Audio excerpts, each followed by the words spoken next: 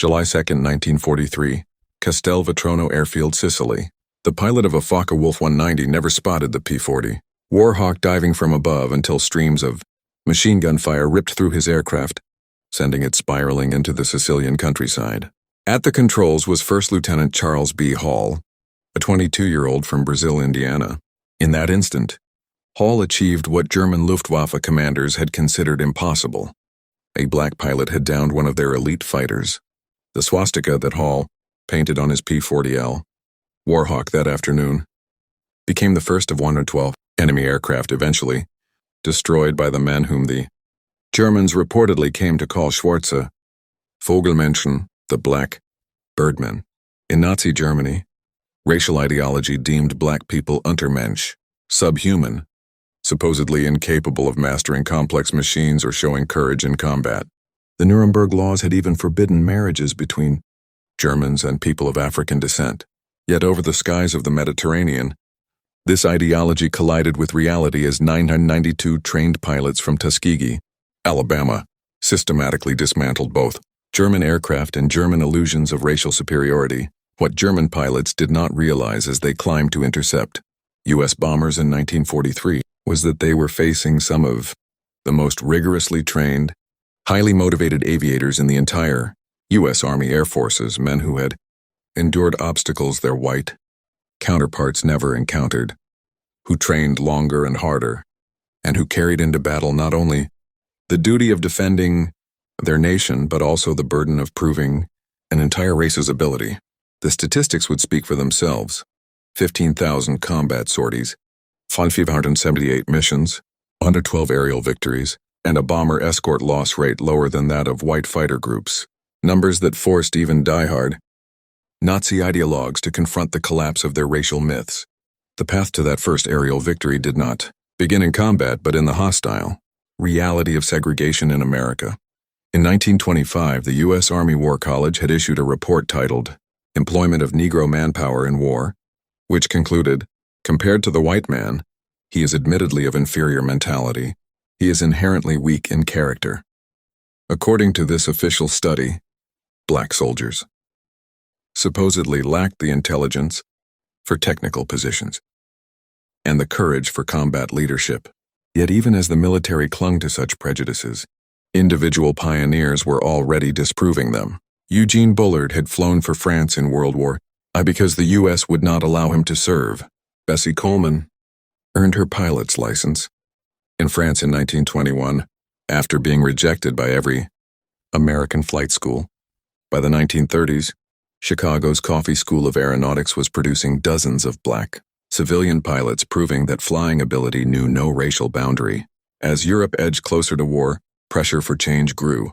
Civil rights leaders like Walter White of the NAACP, labor leader A. Philip Randolph, and Judge William H. Hastie lobbied tirelessly for black participation in military aviation.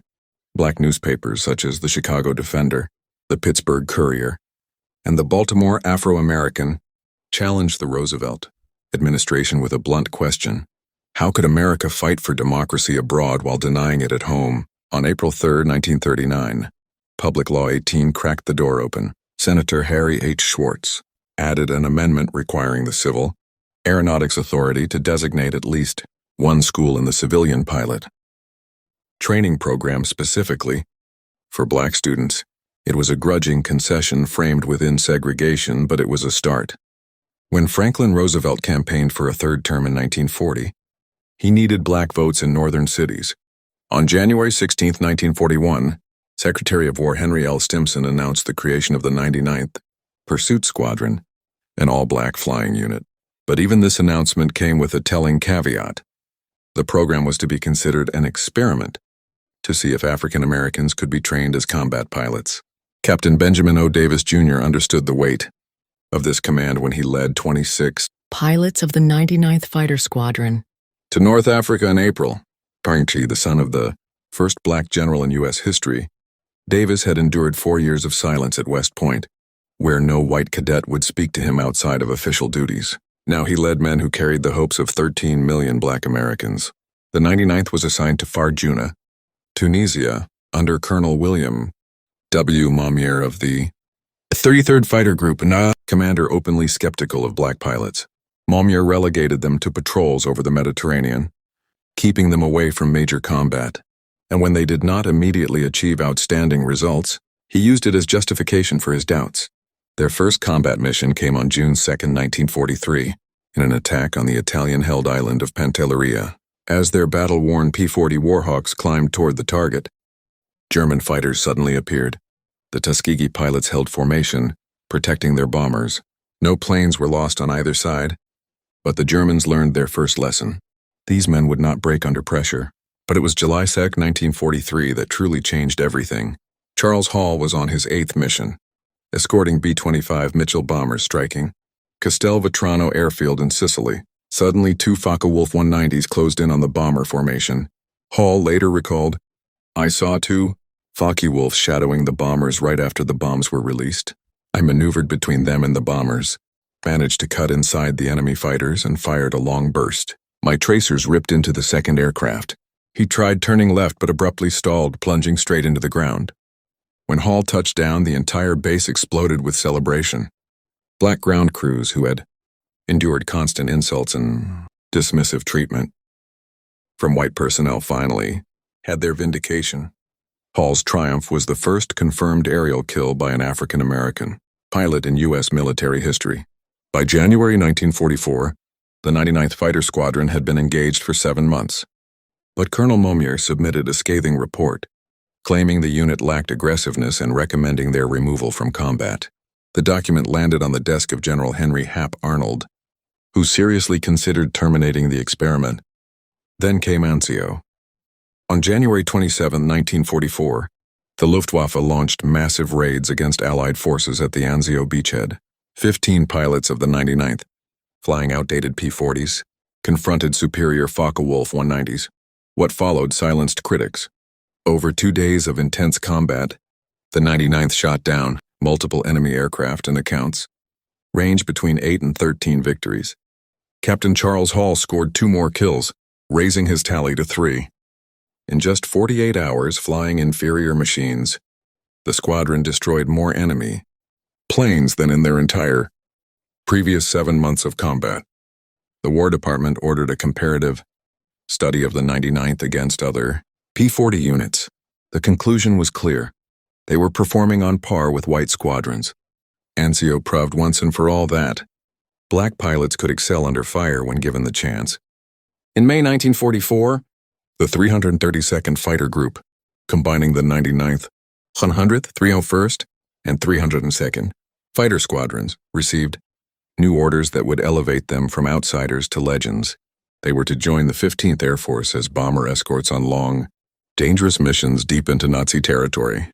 At Ramatelli Airfield on Italy's Adriatic coast, Colonel Benjamin O. Davis Jr. gathered his men. "We cannot afford to lose bombers," he told them.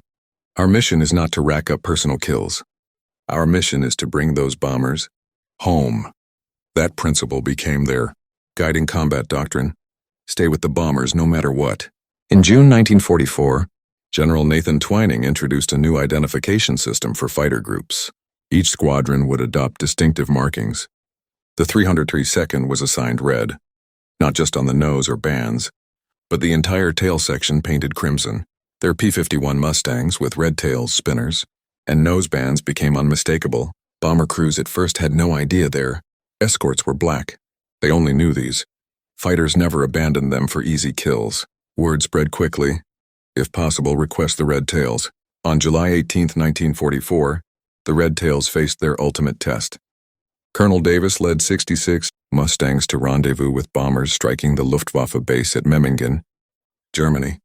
The bombers arrived late, and Davis made a fateful choice: orbit over enemy territory rather than return. When the bombers finally appeared, nearly 100 German fighters attacked from multiple directions. The Luftwaffe gambled that overwhelming numbers could shatter the Red Tails' protective shield. In the savage battle that followed, the 332nd claimed 11 to 12 enemy aircraft, yet within 20 minutes 15 B-17s were shot down. The 332nd lost 3 of its own: Lieutenants Robert Hutton, Wellington Irving, and Alfred Brown. Critics pointed to the bomber losses as evidence that black pilots couldn't handle large-scale engagements. But operational analysis told another story. The 332nd had faced impossible odds, arriving just as massive German forces had already engaged. Their intervention prevented a total catastrophe. By March 1945, conventional Luftwaffe fighters could no longer contest Allied air supremacy. But Germany still had one trump card, the Messerschmitt Me-262, the world's first operational jet fighter. With speeds of 540 mph, it could outpace any propeller-driven aircraft. On March 24, 1945, the 332nd Fighter Group received one of its toughest assignments, a 600-mile round-trip escort mission to Berlin, targeting the Daimler-Benz Tank Works. Intelligence warned that Jagdgeschwader 7 would deploy Me-262s to defend the target. Colonel Davis led 43 P-51 straight into the heart of the Reich. As they neared Berlin, the largest concentration of German jets ever assembled appeared. Lieutenant Roscoe Brown had studied the jets' vulnerabilities. "We knew they were faster," he explained. "So instead of chasing, we turned into their blind spots." Brown brought down one Me-262, later reporting, "I pulled into a 15-degree climb, fired 3 long bursts from 2,000 feet, and almost instantly saw the pilot bail out at 4,500 feet. Lieutenant Earl Lane achieved the seemingly impossible, downing a Me-262 with a 2,000-yard deflection shot using the new K-14 computing gun sight. Lieutenant Charles Brantley claimed a third jet that same day. The destruction of 3 Me-262s in one engagement surpassed the totals many entire groups achieved during the war. In a single afternoon, the Red Tails exceeded the combined American tally of jet kills up to that point. The 332nd Fighter Group was awarded a Distinguished Unit Citation for their performance. Not every encounter between the Tuskegee Airmen and German forces ended in triumph. 32 pilots became prisoners of war, and their experiences revealed the complex clash between Nazi ideology and military reality. Lieutenant Alexander Jefferson was shot down on August 12, 1944, during his 19th mission. His P-51 took flak over southern France while strafing radar sites. At his interrogation, the German officer displayed shockingly detailed intelligence on the 32nd Fighter Group. The interrogator knew about Ramitelli Airfield, our squadron commanders, even personal details about my parents' home in Detroit, Jefferson recalled. He knew my father was a teacher and my mother's maiden name. Their intelligence was frighteningly thorough.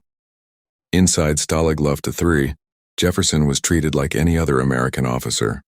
White bomber crew POWs often approached him with gratitude for red tail protection. These interactions, impossible in segregated America, came naturally inside German prison camps. The irony wasn't lost on Jefferson. Here I was in a Nazi POW camp, being treated more equally by white Americans than I would be back home.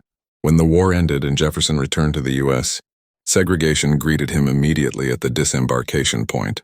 Meanwhile, German pilots reportedly acknowledged the Red Tails' skill, giving them the nickname Schwarze Vogelmännchen, Blackbird Men. American bomber crews became their loudest champions. These men, facing death on every mission, cared only about survival, not race. Stories about the Red Tails spread, their unique flying style, the way they waggled wings in greeting, their tight formations, and their refusal to abandon crippled bombers. To the bomber crews, they were Red Tail angels.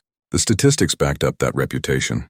Air Force historian Dr. Daniel Hallman found that bombers, escorted by the 382nd Fighter Group, lost only 27 aircraft to enemy fighters, compared to an average of 46 for other P-51 groups in the 15th Air Force. This superior record was maintained despite the Red Tails flying some of the longest and most dangerous missions of the war. By the war's end, the Tuskegee Airmen had built a combat record that shattered every pre-war assumption about black military capability. Combat operations 1578 combat missions, over 15,000 sorties, Huntsville 9 bomber escort missions, 311 missions for the 15th Air Force. Enemy aircraft destroyed, 112 enemy aircraft shot down in aerial combat. 150 destroyed on the ground. 3 Me-262 jet fighters downed on March 24, 1945. Ground targets destroyed. 950 railcars, trucks, and motor vehicles. 2 E-4 locomotives. Italian destroyer TI-22 Giuseppe Missori, damaged beyond repair on June 25, 1944. Protection record, only 27 bombers. lost to enemy fighters versus the 46 aircraft average of other groups maintained across 79 escort missions. Individual achievements: Lee Archer, 4 confirmed kills.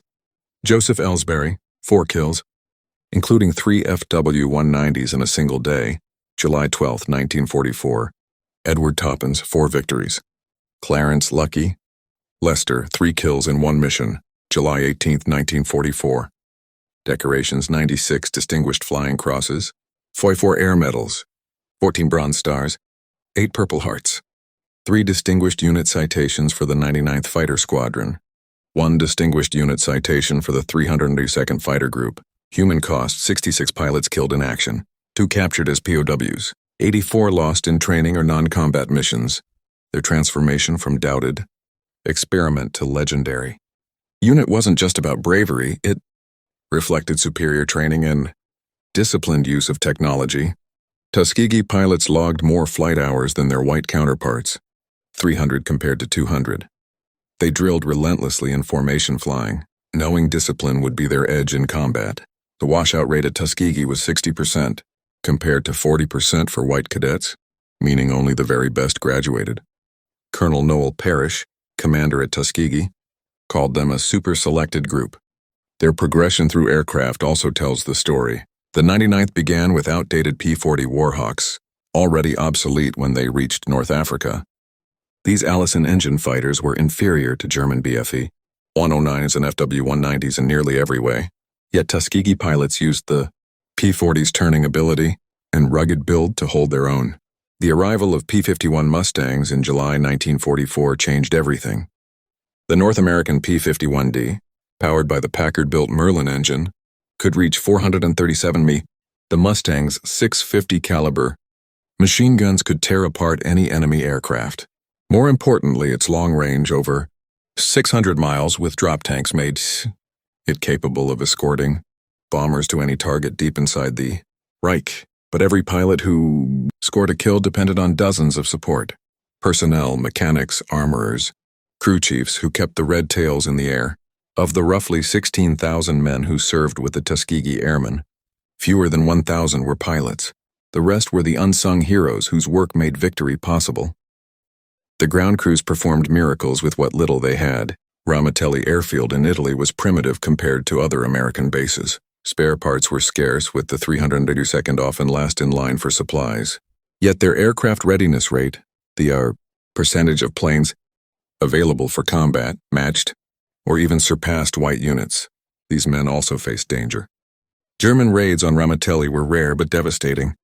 On March 24, 1944, a bombing attack killed several ground personnel. Even under fire, the men kept working, pulling aircraft away from burning fuel dumps. The Allied bombing campaign over Europe became the ultimate proving ground for the Tuskegee Airmen. Each B-17 Flying Fortress cost $238,000 and carried 10 highly trained crewmen. Losing a single bomber was a strategic blow that rippled through the war effort. That's why bomber protection mattered more than racking up fighter kills. Colonel Benjamin Davis drilled this lesson into his men. Resist the urge to chase enemy fighters. Anyone can shoot down a plane if they abandon their duty, he said. It takes discipline to stay with the bombers when the enemy runs. From combat experience, the Red Tails refined escort tactics into a 3-layer defense. Close escort weaving directly above the bombers, medium escort positioned to block incoming fighters, and high escort scanning for diving attacks. This required flawless coordination and strict discipline. The Tuskegee Airmen fought 2 wars at once, against fascism overseas and racism at home. Their combat record challenged both Nazi racial myths and American segregation, proving that skill in the skies was beyond race. Their victories over the Luftwaffe made headlines in black newspapers, but were often downplayed or ignored by the mainstream press. The Pittsburgh Courier's Double V campaign, Victory Abroad and Victory at Home, held up the Tuskegee Airmen as living proof of both goals. The contrast with German awareness was striking. By 1945, Luftwaffe pilots knew exactly who flew the red-tailed Mustangs, calling them Schwarze Vogelmenschen, blackbird men. Meanwhile, many white Americans had no idea black pilots were even serving. That ignorance was no accident. The War Department rarely publicized the Tuskegee Airmen's success. Victory in Europe brought not parades, but uncertainty. While white squadrons prepared for celebrations, the 392nd faced questions about their future. The Army Air Forces still intended to enforce segregation, despite overwhelming combat proof of its futility. For decades, the achievements of the Tuskegee Airmen were largely erased from America's mainstream memory. Individual pilots carried that silence. Lee Archer, with 4 confirmed victories, went on to work as a business executive but rarely spoke of his wartime record. "Nobody believed me anyway," he recalled. "A black fighter pilot must be lying." In 1948, President Harry Truman signed Executive Order 9981, desegregating the U.S. military, a decision influenced by the Tuskegee Airmen's combat record. In 1954, Benjamin Davis, who had led the Red Tails over Berlin, became the Air Force's first black general. Recognition came slowly, but it did come. In 2007, President George W. Bush awarded the Congressional Gold Medal to the Tuskegee Airmen. Only 300 of the original pilots lived to attend, many waiting more than 60 years for their country's acknowledgement. Their transformation from ridicule to respect was not legend but documented fact. The statistics remain undeniable. 1 enemy aircraft destroyed in aerial combat, including 3 Me-262 jets in a single mission. 150 aircraft destroyed on the ground. Only 27 bombers lost compared to an average of 46 for other escort groups. 96 Distinguished Flying Crosses awarded to 332nd Fighter Group pilots.